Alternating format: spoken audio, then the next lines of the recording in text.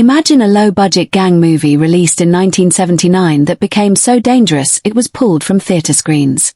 Critics attacked it, violence broke out during screenings, and studios attempted to bury it forever. Yet, despite everything, the Warriors refused to fade away. What began as a rough street story inspired by ancient Greek mythology evolved into something far greater. Beneath the leather vests and painted faces lies a tale filled with creative chaos, real-life danger, and pure filmmaking magic. These behind-the-scenes secrets uncover how improvised dialogue turned into legendary quotes, how Broadway-trained actors became believable street gang members, and how a film that nearly destroyed itself ultimately became immortal. Picture a low-budget gang film released in 1979 that proved so dangerous it was removed from theaters. Critics strongly disliked it. Violence broke out during screenings, and studios attempted to erase it from existence. Yet somehow, the Warriors survived. What originally began as a gritty street narrative inspired by ancient Greek mythology transformed into something far more impactful. Beneath the leather jackets and face paint exists a story of uncontrolled creativity, genuine danger, and pure cinematic magic. The secrets behind the film reveal how spontaneous dialogue became unforgettable quotes, how Broadway performers evolved into convincing gang members, and how a movie that almost collapsed under its own chaos achieved legendary status. The first secret reveals a Greek epic hidden within New York City.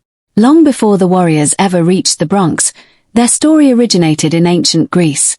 The film's foundation traces back to Anabasis, a 2,400-year-old story about soldiers fighting their way home through hostile territory. Author Saul Ewick discovered this ancient work and reinvented it for 1960s New York. His 1965 novel transformed ancient warriors into modern street gangs, replacing battlefields with urban streets. This was more than a crime story. It was mythology wearing leather jackets. This mythic base explains why the Warriors feels larger than life, turning every subway stop into a trial, every gang encounter into an echo of ancient combat, and the journey home into an epic quest. What audiences witnessed was not simple entertainment, but a timeless odyssey wrapped in modern rebellion. The second secret uncovers that one of cinema's most famous speeches was filmed far from where audiences were told. When Cyrus delivers his legendary rally speech uniting New York's gangs, the film claims the scene takes place in Van Cortlandt Park in the Bronx. In reality, the scene was filmed at Riverside Park on Manhattan's Upper West Side, miles away from the stated location. This switch was not meant to deceive viewers but was done out of necessity. The Upper West Side provided safer conditions, smoother logistics, and the eerie atmosphere that made the scene unforgettable. This decision proves that powerful storytelling often matters more than strict geographical accuracy, and most viewers never questioned the change. The third secret reveals that the film's most iconic line was never written. Some of cinema's greatest moments happen by accident, and Warriors, Come Out to Play was never part of the script or rehearsals. Actor David Patrick Kelly created the moment instinctively, inspired by childhood memories of a disturbing neighbor who used to taunt children. He began clinking bottles on his fingers and delivered the line with chilling menace. Director Walter Hill loved the moment so much that he kept filming. That improvised line became the film's signature, quoted and imitated decades later, proving that unexpected personal experiences can turn into cinematic gold. The fourth secret involves real injury hidden through costume design. Deborah Van Valkenburg, who played Mercy, fractured her wrist during filming in a production accident that could have ended her role. Instead of halting production or replacing her, the wardrobe team designed a jacket that concealed her cast. This injury subtly influenced how Mercy moved and behaved on screen. Audiences believed her careful movements were intentional character traits rather than medical limitations. In this case, real-life hardship enhanced the authenticity of the performance. The fifth secret exposes Broadway talent behind the gritty realism. Despite being one of the roughest gang films of the 1970s, many of the Warriors were played by trained theater actors.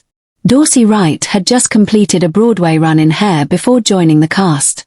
Other actors shared similar stage backgrounds, blending classical training with street-level intensity. This casting choice added a mythical tone to the performances, allowing the actors to deliver tough dialogue with dramatic power, making the film feel both raw and elevated. The Sixth Secret highlights a casting battle between the director and the studio.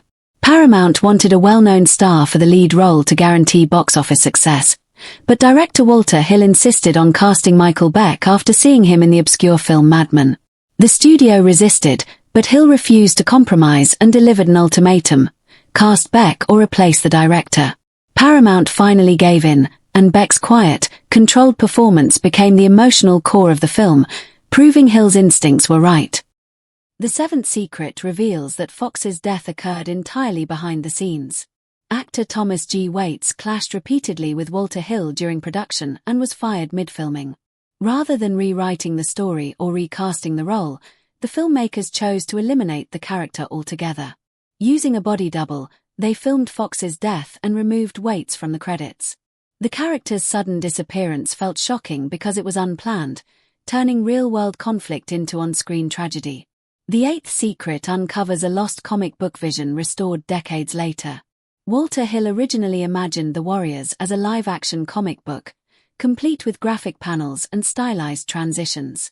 Paramount executives feared audiences would reject such an experimental style in 1979 and demanded the removal of all comic book elements. Hill was forced to comply. 26 years later, the 2005 director's cut finally restored his original vision, revealing a completely new visual experience that matched the film Hill always intended to make. The Ninth Secret reveals that subway filming was absolute chaos. Capturing New York's underground world required guerrilla filmmaking tactics. Many scenes were shot in real subway stations during off-hours, often without full permits or city cooperation. Crews worked between live train schedules, rushed against time, dodged security, and squeezed equipment into tight platforms, filming under conditions that would terrify modern productions.